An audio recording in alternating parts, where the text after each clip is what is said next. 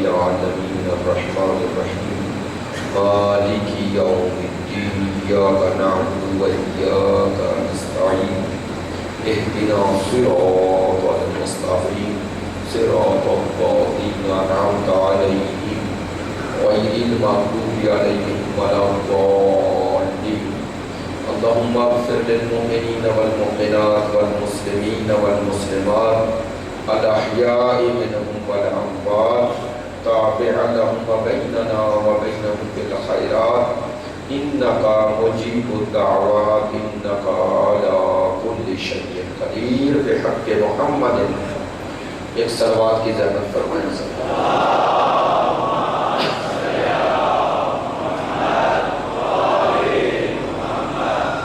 بآواز بلند ایک صلوات پڑھتے جائیے.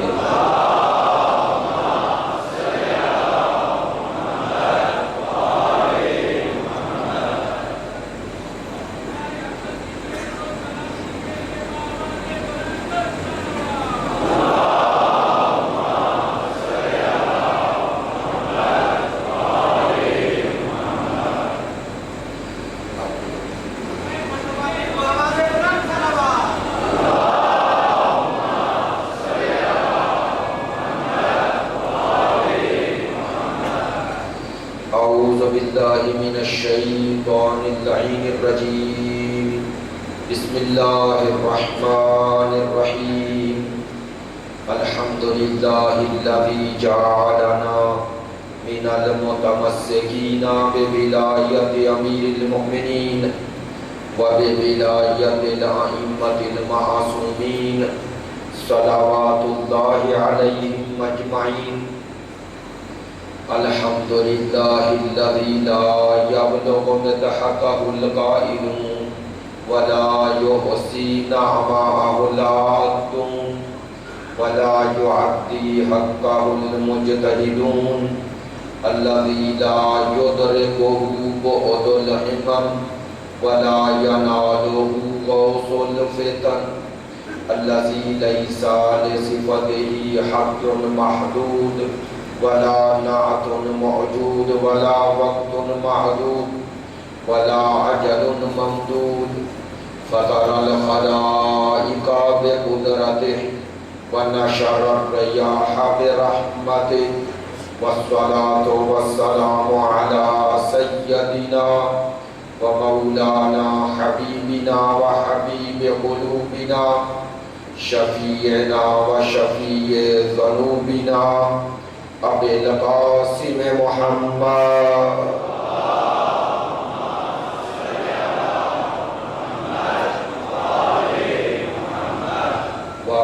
الطيبين الطاهرين المعصومين المظلومين الذين أذهب الله عنهم الرجس وطهرهم تطهيرا.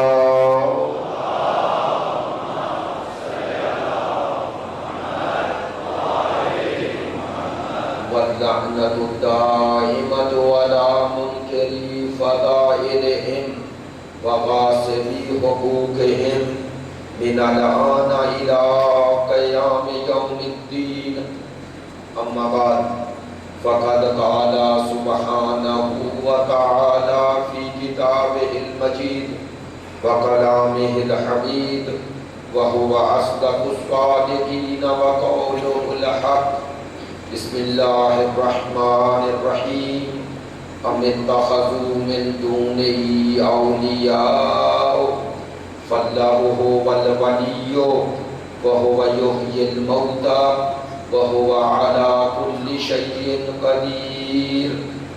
رب اشرح لي صدري ويسر لي أمري واحلل عقدة من لساني يفقهوا قولي. إن الله وملائكته يصلون على النبي يا أيها الذين آمنوا صلوا عليه وسلموا تسليما.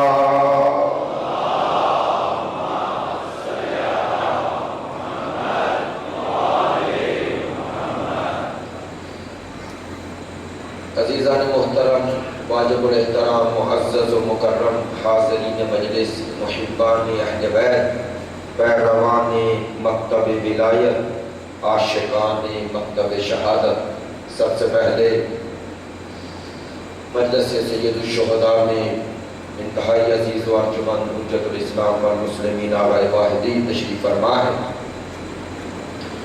عزیزان محترم، سلسلہ گفتگو توحید اور ولایت کے حوالے سے گزشتہ 4 دنوں میں گزارشات کا محور و مرکز توحید ہے، اور میں نے کل کی گفتگو کا جو ربط آج سے قائم کرنا ہے اس کے لیے ضروری سمجھتا ہوں کل جو گزارشات کی تھی اس کے ضمن میں یہ عرض کیا تھا کہ توحید اور ولایت دونوں کے حوالے سے بعض لوگ افراط و تفرید کا شکار ہو گئے، کمی اور زیادتی کا شکار ہو گئے۔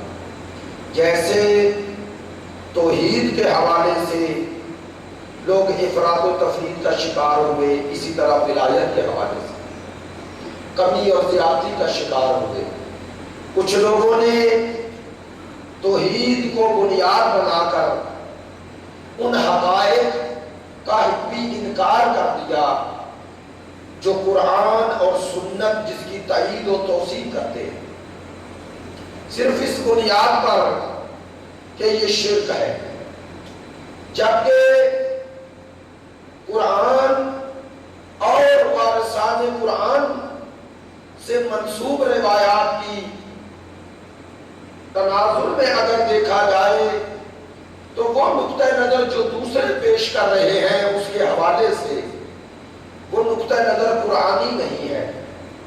مثلا کچھ لوگوں نے کہا کہ خداوند متعال کی وحدانیت کا معنی یہ ہے کہ ایاک نعبد و ایاک نستعین کا معنی یہ ہے کہ جیسے ہم اس کی بندگی میں کسی کو شریک نہیں بناتے تو اس کے علاوہ کسی اور سے مدد بھی نہ مانگے، اور کسی اور سے توسل کرنا، وسیلہ بنانا، یا اس کے توسل اس کے وسیلے سے خداوند متعال سے کچھ مانگنا، کہا یہ شرک ہے۔ ہمارا نقطہ نظر یہ ہے کہ قرآن اور اہل بیت باوجود اس کے کہ توحید کے اعلیٰ ترین مطالب اور مفاہیم قرآن و اہل بیت نے پیش کیے ہیں، لیکن اس کے باوجود قرب الہی کی اس منزل تک پہنچنے کے لیے اس راہ بندگی میں ہمیں اس وقت تک وہ بندگی کا حقیقی معنی حاصل نہیں ہو سکتا جب تک بندگی کا طریقہ ان سے نہ سیکھے جسے اللہ نے کامل و اکمل اپنے بندے بنا کر بھیجا۔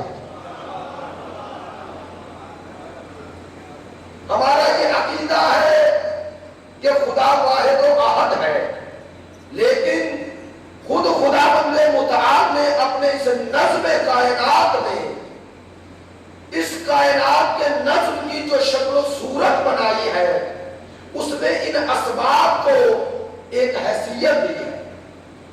اس کی وحدانیت کا معنی یہ قطعاً نہیں ہے کہ ان وسائل اور اسباب کا انکار کیا جائے، ان کا انکار حقائق کا انکار ہے۔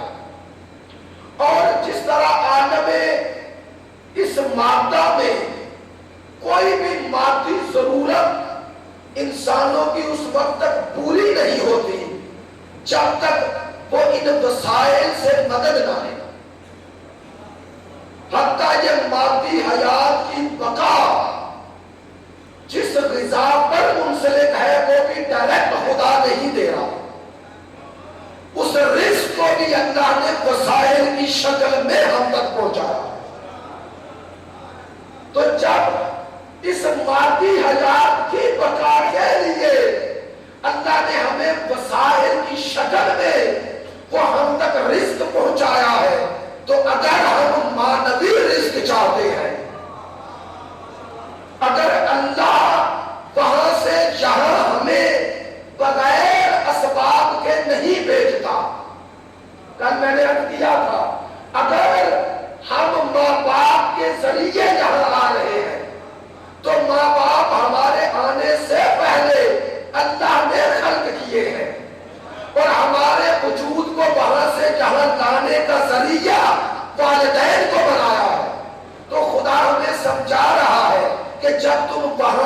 جہاں بغیر وسیلے کے نہیں آ سکتے تو یہاں سے وہاں بغیر وسیلے کے کیسے جاؤ گے؟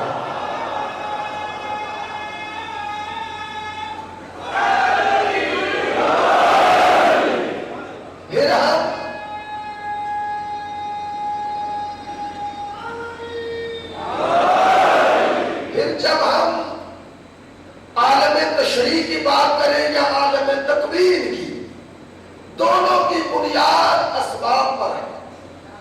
البتہ ایک بات ذہن میں رہے، ان اسباب کو مستقل سمجھنا یہ شرک ہے، ان اسباب کو ہی دیکھنا اس مسبب الاسباب سے کٹ کر یہ شرک ہے، اور ان اسباب کو مسبب الاسباب تک پہنچنے کا ذریعہ سمجھنا یہ عین توحید ہے۔ اگر ادھر سے کاٹ دو گے تو شرک ہو جائے گا، اگر ادھر ملا دو گے تو توحید ہو جائے گا۔ لیکن یہ بات طے شدہ ہے، اور اس حقائق کے لیے، ان دلائل کے لیے مشاہدہ حسی کی ضرورت ہے کہ وہ انسان جو کہتا ہے غیر اللہ سے مدد نہ مانگو، جب ان سے بھی وضاحت پوچھی جاتی ہے کہ آپ اپنے روزے مرہ زندگی میں ان اسباب اور وسائل سے مدد کیوں لے رہے ہیں اور انہیں شرک کیوں نہیں سمجھتے، تو ان کا جواب ہوتا ہے کہ یہ زندہ اشیاء، یعنی اگر ایک انسان سے میں مدد طلب کر رہا ہوں تو وہ کہتے ہیں اس لیے یہ مدد طلب کرنا جائز ہے کہ وہ زندہ ہے۔ بس پتا چل گیا آپ نے کسی کی مدد کے جواز کو زندگی کے ساتھ مربوط کر دیا۔ آپ کی نظر میں اگر کوئی زندہ ہے تو اس سے مدد لینا شرک نہیں ہے۔ ہاں آپ کو پوچھنے کا حق ہے کہ جنہیں ہم مدد کے لیے پکارتے ہیں یا جنہیں وسیلہ بناتے ہیں انہیں مردہ سمجھ کے بناتے ہیں یا زندہ سمجھ کے بناتے ہیں؟ آپ کو یہ پوچھنے کا حق ہے، اور ہم قرآن و اہل بیت کی نظر سے یہ ثابت کر سکتے ہیں، خدا کی قسم ہم ان کو جنہیں پکار رہے ہیں، جن کے توسل وسیلے سے خدا تک پہنچنے کی راہ تلاش کر رہے ہیں، ہم انہیں زندہ نہیں مانتے، یہ خود زندگی ہے۔ زندہ تو وہ ہیں جو ان سے منسلک ہو گئے ہیں۔ نہیں، میں نے پہلی محرم کو یہ لفظ کہا تھا، پھر دوہرا رہا ہوں، ہم انہیں صرف حی نہیں مانتے، صرف زندہ نہیں مانتے، یہ صرف زندہ نہیں، یہ محیی ہے، یہ زندگی دینے والے ہیں۔ اگر یہ زندہ نہ ہوتے تو مردہ کے تذکرے ایسے نہیں ہوتے۔ میری بات نہیں پہنچی ہے، مردہ کا تذکرہ ایسے نہیں ہوتا، وہ زندہ ہے، زندگی بانٹ رہا ہے۔ آج بھی دیکھو جو جو ان سے ٹکرائے وہ تاریخ کے سمندر میں غرق ہو گئے، اور جو کربلا میں 72 ساتھ آئے وہ قیامت تک کے لیے زندہ ہو گئے۔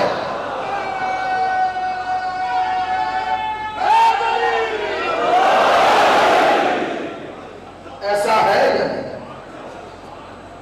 آپ کو یہ پوچھنے کا حق ہے کہ زندگی کا معیار و ملاک کیا ہے؟ اب اگر کسی کے نزدیک زندگی کا معیار یہ ہے کہ اس میں یہ چلتی ہوئی سانسیں باقی ہیں، وہ یہ حیوانی زندگی کے ساتھ زندہ ہے، اور جیسے ہی اس کی سانسیں ختم ہوئی وہ مردہ ہو گیا، تو اسے پتہ ہی نہیں حقیقت حیات ہے کیا۔ اب میں لفظ بدل رہا ہوں، آسان بات آپ تک پہنچانا چاہتا ہوں۔ عزیزو، اگر زندگی یہی چلنے پھرنے کا نام ہے تو پھر اس سے بڑی توہین کیا ہوگی کہ کوئی شخص اوباما کو زندہ مانے اور رسول کو مردہ مانے۔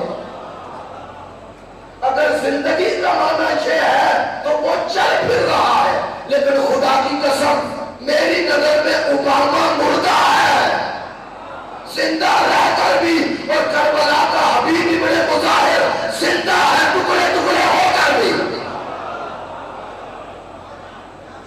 پہلے یہ بتاؤ زندگی اور موت کا معیار کیا ہے، پھر آپ کو پتا چلے گا زندگی کہتے کسے۔ اب ممکن ہے کوئی ان باتوں کو ہماری خود ساختہ باتیں کہے، آئے قرآن مجید کی طرف۔ قرآن زندگی کسے کہتا ہے؟ چند آیات خدا فرمائے کیا ایھا الذین آمنوا، اے ایمان والو، استجیبوا، جواب دو، جواب دو، للہ وللرسول، اللہ اور اللہ کے رسول کو جواب دو، اذا دعاکم، جب وہ تمہیں پکارے، جب وہ تمہیں پکارے تو جواب دو۔ جب ہم اللہ اور اللہ کے رسول کی پکار پہ جواب دیں تو ہوگا کیا؟ لما یحییکم، تاکہ تمہیں زندگی عطا کی جائے۔ آپ نے توجہ نہیں فرمائی؟ لما یحییکم، تاکہ تمہیں یحییکم، علماء نے لکھا خدا نے جب کہا نا یحییکم، تمہیں زندگی عطا کرے، تم ہو، وہ یحیی میں جو فاعل ہے وہ زندگی دے رہا ہے۔ اللہ نے پہلے تو کہا دونوں کی پکار پہ جواب دو، لیکن جب زندگی کا ذکر کیا تو صیغہ واحد،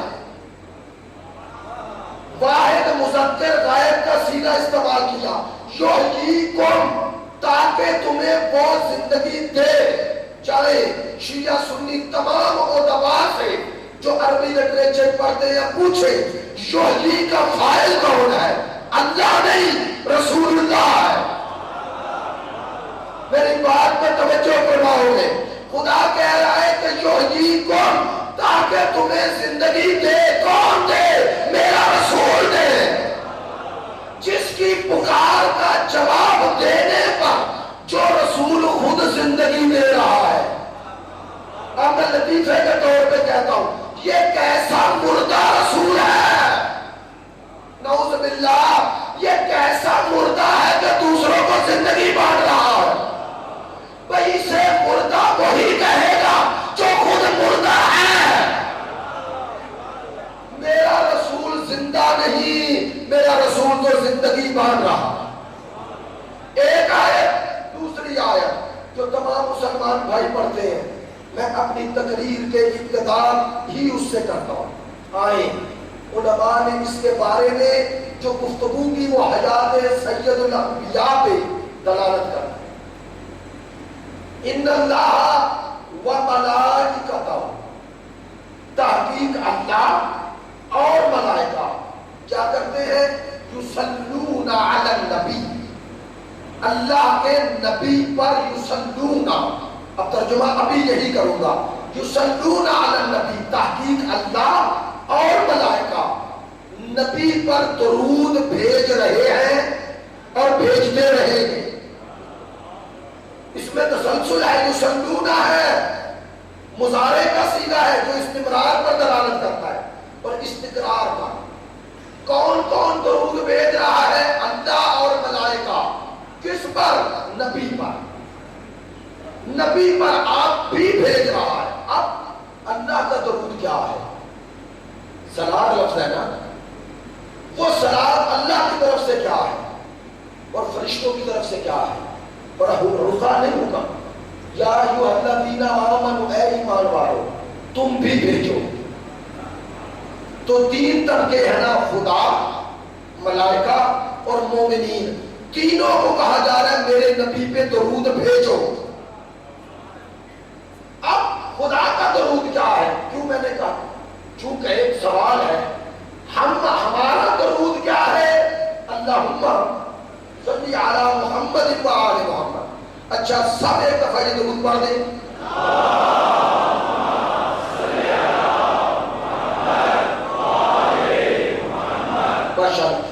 اب اس کا ترجمہ اے اللہ تو بھیج۔ اب ہمارا درود تو ہو گیا ہے اللہ تو بھیج، ہم خدا سے التجا کر رہے ہیں تو بھیج۔ خدا کس خدا کو کہے گا؟ خدا کا درود پھر یہ نہیں ہے. میں ایسی بات نہیں کر رہا، معصوم نے کہا، ابھی پڑھتا ہوں فرمان. اللہ کا درود تو یہ نہیں نا. اللہ کا درود کیا ہے؟ معصوم سے پوچھا. فرماتے ہیں الصلاۃ من اللہ الرحمہ، اللہ کا درود رحمت ہے. کل ہی عرض کیا تھا، رحمت ہے خدا کا فیض. اچھا، فیض دینے والا ہے خدا، لینے والا ہے مصطفیٰ. آپ میرے سامنے تشریف فرما ہے، جاگ رہے ہیں. اگر کسی دوست کو میری بات پسند نہ آئے اور وہ کہے چلے وقت بھی مل گیا تھوڑا سو لوں، تو جیسے وہ آنکھیں بند کرے گا، اب میں دینا چاہوں گا تو وہ دے نہیں سکتا، چونکہ میں جاگ رہا ہوں، وہ سو رہا ہے. اگر میں دینا بھی چاہوں تو وہ دے نہیں سکتا، چونکہ میں جاگ رہا ہوں، وہ سو رہا ہے. اور سونے والا نہ سنتا ہے نہ دیکھتا ہے. اگر نیند ایسی ہے تو موت بھی کیسی ہے؟ اگر دینے والا خدا ہے، اور بتاؤ وہ دینے والا حی ہے یا نہیں؟ زندہ ہے. اور جسے دے رہا ہے، نعوذ باللہ اگر وہی مردہ ہے.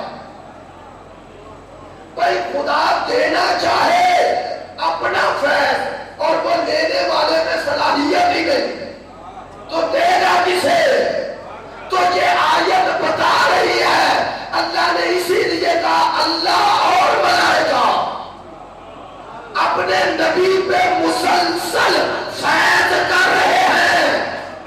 اگر کرنے والا کر رہا ہے، دینے والا دے رہا ہے، تو لینے والا بھی لے رہا ہے.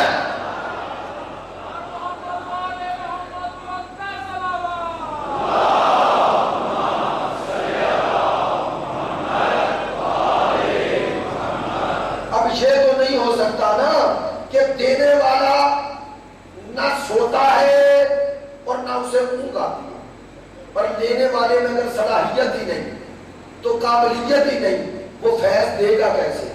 تو اللہ نے بتایا مصطفیٰ کی ذات وہ ذات ہے جس پر مسلسل میرا فیض جاری ہے.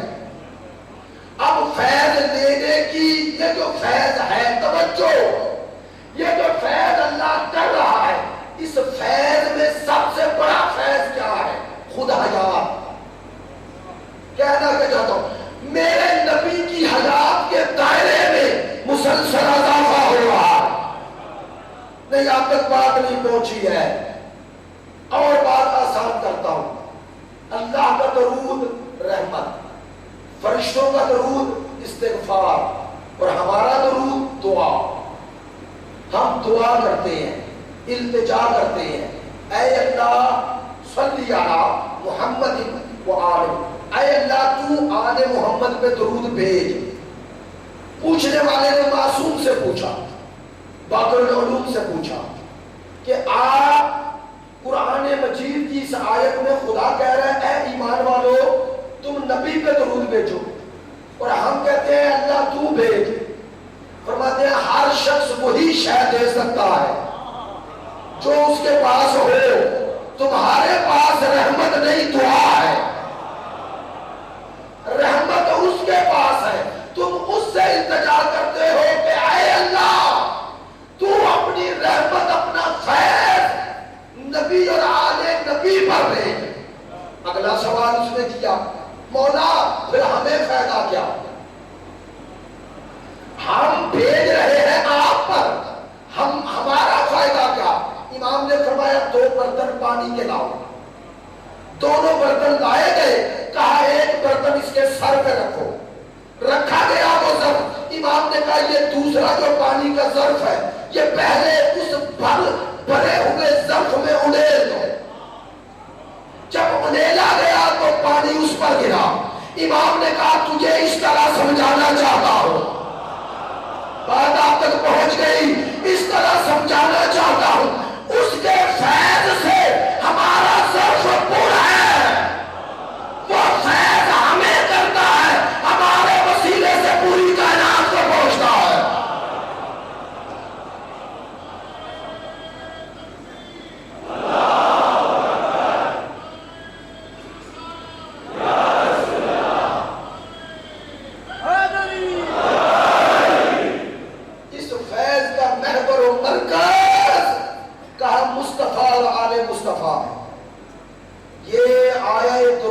کوئی چھوٹی آیت نہیں. حیات محمد و آل محمد پر اس سے بڑی کیا دلیل ہوگی. لیکن آگے بڑھو عزیزو، حتیٰ خدا نے کہا جو قتل ہو جائے وہ بھی مردہ نہیں. بس پتا چلا اللہ کی نظر میں زندگی کا معیار، زندگی کا معیار کچھ اور ہے. جو لوگ سمجھ بیٹھے وہ نہیں ہے. ورنہ کیوں خدا فرماتا وَلَا تَقُولُوا لِمَن يُقْتَلُ فِي سَبِيلِ اللَّهِ أَمْوَاتٌ، جو اللہ کی راہ میں قتل ہو جائے انہیں مردہ. تو جب مردہ نہ کہو تو کیا کہو؟ یا مردہ ہے یا زندہ ہے. لیکن اللہ نے خود وضاحت کیا، انہیں مردہ نہ کہو بل احیاء، وہ زندہ ہے ولکن لا تشعرون، لیکن تمہیں اس کا.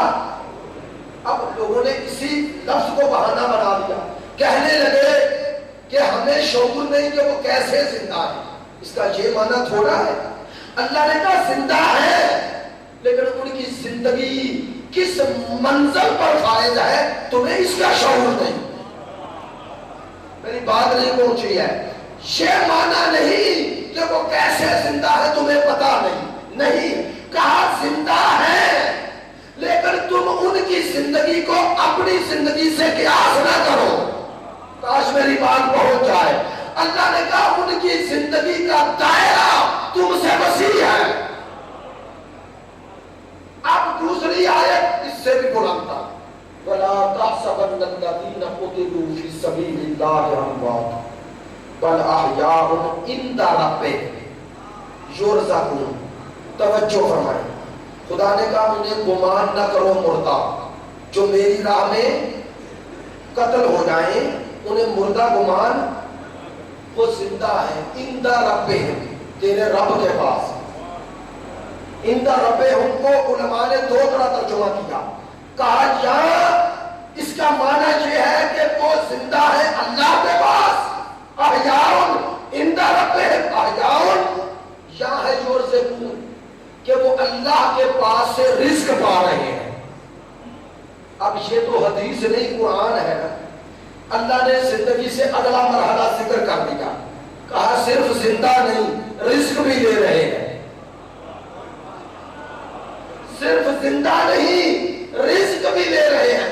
اب آپ بتائیں وہ جس کی روح پرواز کر گئی اور روح عند اللہ ہے، وہ رزق جو وہاں لے رہا ہے تو کون سا رزق ہے؟ کیا وہ رزق یہ گندم ہے، یہ چاول ہے، یہ غذا ہے؟ یہ تو اس جسم کی غذا ہے. جسم تو یہاں رہ گیا. وہ اللہ کے پاس جو رزق لے رہے ہیں وہ رزق کون سا ہے؟ ہر رزق اس وجود کے متناسب ہوتا ہے. جیسا وجود ہو سنخیت ہونی چاہیے تاکہ وہ غذا اس کی حیات کا سبب بن جائے. مجھے بتاؤ وہ شہید جو عند اللہ زندہ ہے اسے جو رزق مل رہا ہے کون سا رزق ہے؟ اور اللہ نے کہا وہ میرے پاس سے رزق پا رہے ہیں، مسلسل لے رہے ہیں. تو علماء نے لکھا وہ رزق حیات ہے. وہ مسلسل رزق حیات لے رہے ہیں. اور اللہ نے متقین کی نشانی ہی یہ بتائی، انہیں جو میرا رزق ملتا ہے مما رزقناہم ينفقون. اللہ نے یہ بھی کہا انہیں جو غذا ملتی ہے اسے خرچ کرتے ہیں. خدا نے کہا جو بھی رزق کی شکل میں انہیں ملے وہ اسے اللہ کی راہ میں بانٹ دیتے ہیں. اللہ نے کہا شہداء وہ ہیں جنہیں میں رزق حیات دے رہا ہوں اور اب وہ یہ رزق بانٹ رہے ہیں. توجہ فرمائے، اگر عام شہید کا یہ مقام ہے تو سید الشہداء کا کیا مقام ہوگا؟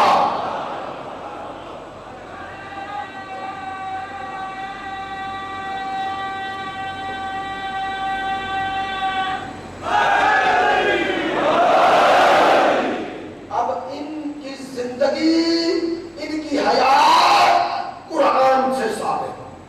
قرآن کہہ رہا ہے کہ زندہ ہے. توجہ، ہم انہیں زندہ سمجھ کر ان کو وسیلہ بناتے ہیں. خدا کی قسم یہ زندہ ہے، یہ زندہ ہے۔ اور اب کل میں نے عرض کیا تھا تو توسل کا معنی یہ تھوڑا ہے کہ آپ مادی وسائل کی جگہ پر رکھ دیں۔ مثلا اللہ نے ہم سب کی ذمہ داری لگائی کہ آپ تلاش رزق کے لیے نکلے۔ اب میں گھر بیٹھ جاؤں اور کہوں مجھے ان کے وسیلے سے رزق دے، یہ معنی تھوڑا ہے، یہ معنی نہیں ہے کہ انہیں وہ قانون پروردگار، وہ سنن الہی جو اللہ نے بنائی ہے، تو ان سے وسیلے کا معنی کیا ہے؟ ان سے وسیلہ اس میں مانگو جس میں میں نے کل بات ختم کی تھی۔ خدا کہتا ہے جب گناہ کرو اور مجھ سے دور ہو جاؤ، میرے قریب ہونا چاہتے ہو تو ان کے دروازے پہ آؤ، چونکہ یہ وہ ہے جو مجھ سے کبھی دور ہوتے ہی نہیں ہے، یہ میرے قرب کی منزل پہ فائز ہے۔ اور اگر ان سے درست مدد مانگو گے تو مدد آئے گی۔ میں یہی کہہ چکا ہوں 3 سال پہلے، اگر مدد نہ ہوتی 6 ملک مل کر چھوٹے سے اسرائیل کا مقابلہ نہیں کر پا رہے۔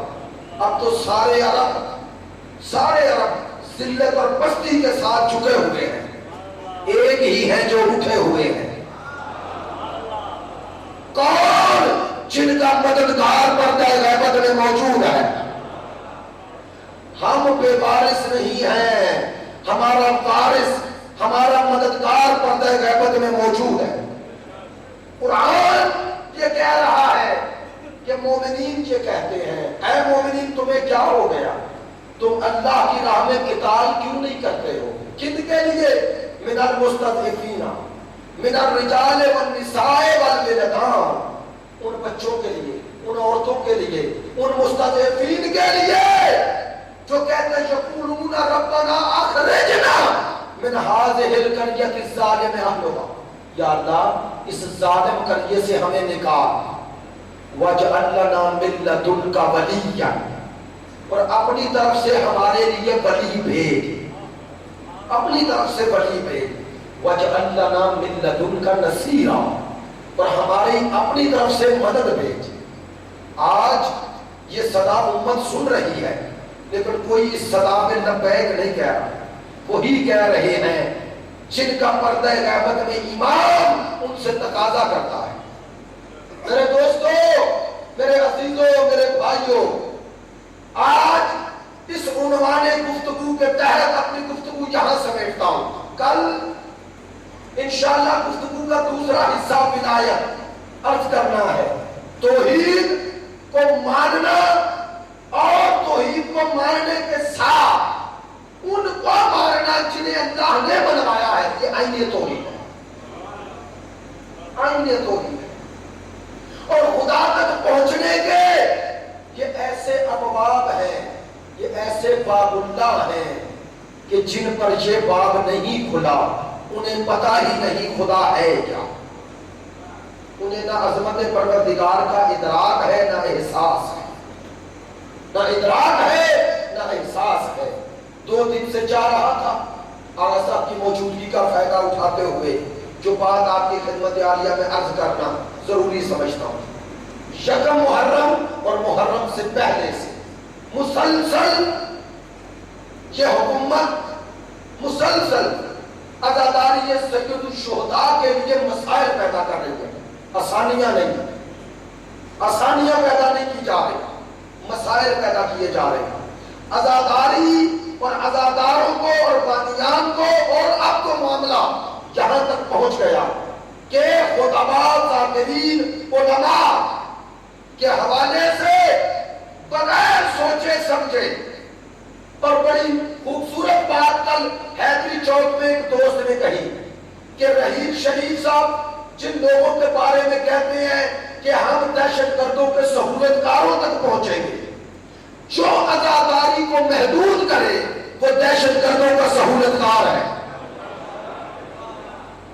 جو دہشت گردی کا حامی ہے وہی عزاداری کا مخالف ہے۔ اور یہ عزاداری یہ ظالم اور مظلوم کا تصور دیتی ہے۔ یہاں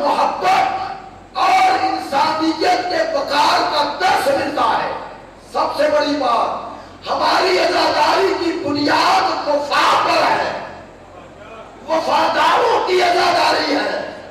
جو عزاداری نہ کر سکے وہ وفاداری نہیں کر سکتا. کربلا والوں نے ہمیں اپنی زمین اور اپنے امام اور اس مخلوق خدا سے وفاداری کرنا سکھایا ہے. میں اس ملک کے مقتدر حلقوں کو یہ بتانا چاہ رہا ہوں کہ اگر چاہتے ہو کہ ضرب عزم کامیاب ہو تو ضرب عزم کامیاب تبھی ہوگا جب تم اپنا امام حسین کو بناؤ. اگر آج کی یزیدیت کا مقابلہ کرنا ہے تو قوت کا ذریعہ حسین ہے. تمہارا مقابلہ آج کی یزیدیت اور خارجیت سے ہے. یہ کوئی ایسی بات نہیں کر رہا جسے خطابت سمجھو. کربلا میں کیا ہوا؟ کل حضرت علی اصغر کا دن منایا جا رہا ہے.